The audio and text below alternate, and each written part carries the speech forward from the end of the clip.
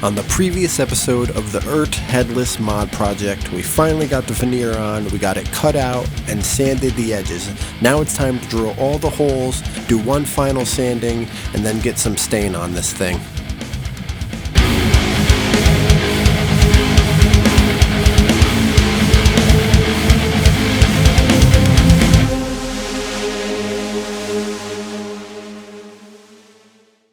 What's going on, guys? Kenny here from 619 Guitars and Gear, and welcome to part 4 of the Eart headless mod project. Well, let's jump right into it.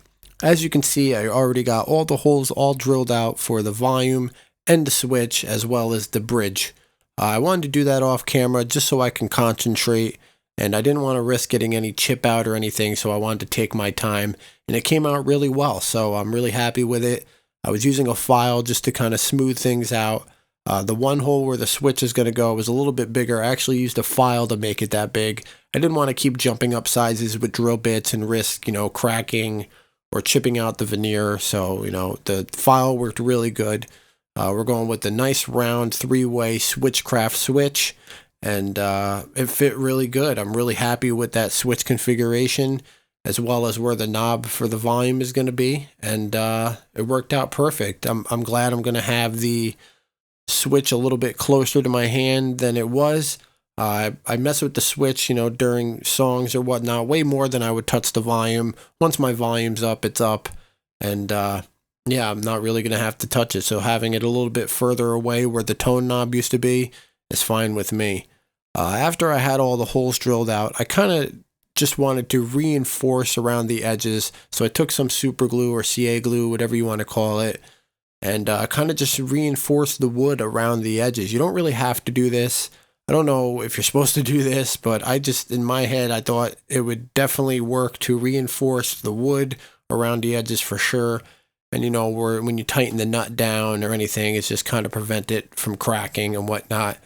And it actually, turned out really good once I sanded it up a little bit, and you couldn't even see the super glue, but it was still there. It definitely soaked into the wood pretty good, and in my opinion, it just kind of hardened things up around the edge, and I think it's really going to help. I did this around those holes, and I did it around the holes of where the bridge is going to go too. It just kind of reinforces things, kind of prevents stuff from cracking, I think, and I think it's going to turn out to be a good thing that I did this when it comes time to putting the bridge on and tightening things down, and I don't think I'll regret it at all.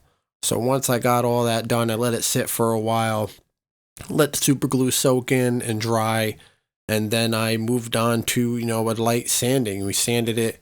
I think I was using around 220 grit, just kind of lightly sanding the veneer.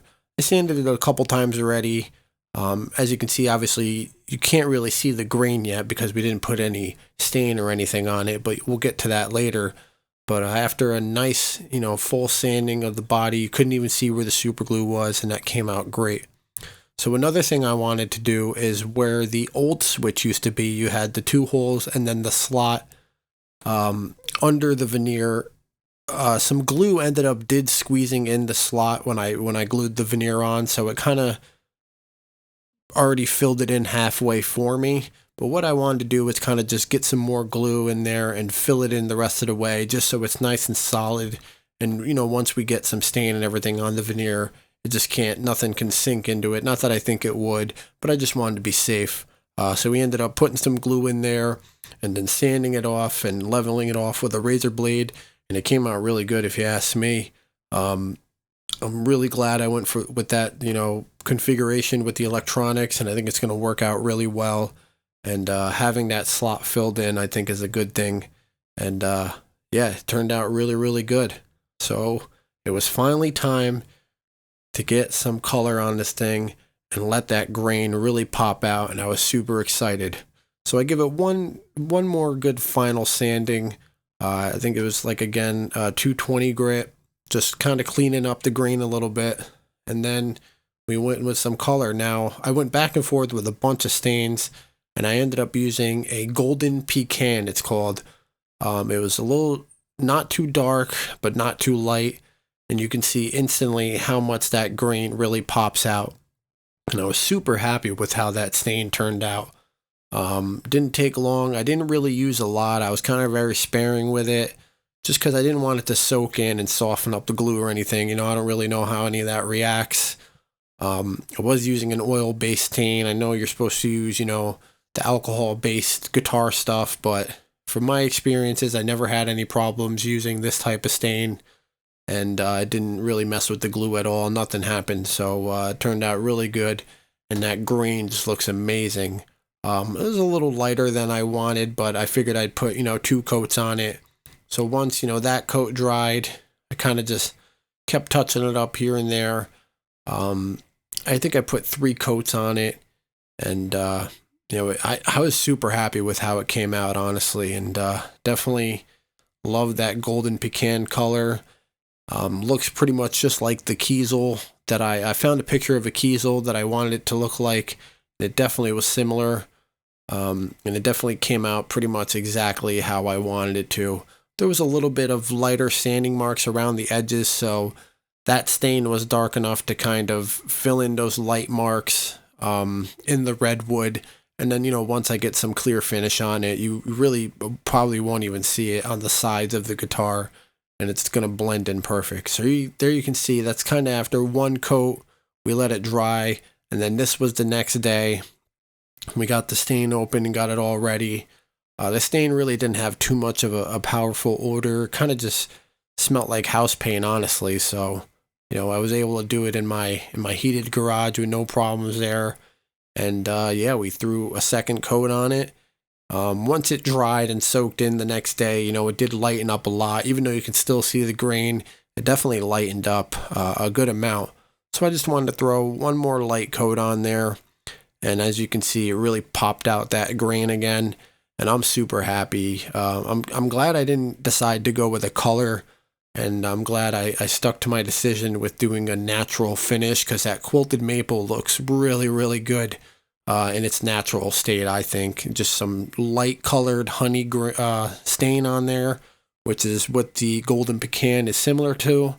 And I think it just really brought out that grain really, really good. And it looks beautiful, if you ask me. I'm super, super happy with how it came out. I was kind of just wiping the excess off there, because I didn't want to use too much. I didn't, let it sit on there for too long. I wiped it on, let it soak in for a few minutes, and then wiped it off.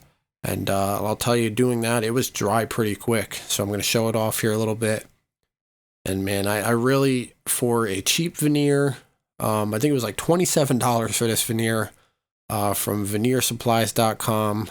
Joe and his wife Christine run that place, and I couldn't be more happy with how this veneer turned out and how the color of the stain made it just pop out. And here you can see it. This was after it dried. It looks really, really good. That grain just pops out. I really love how the stain turned out. I ended up redoing the back plate to make it match a little bit better, and I'm super happy with both pieces. So can't wait to throw some finish on this thing. But that's it for this episode, guys. I really appreciate you watching. Make sure you hit the notification bell when you subscribe so you don't miss the next episode. We're going to throw some finish on this thing, and it's going to be awesome. Thank you, guys, and we'll see you later.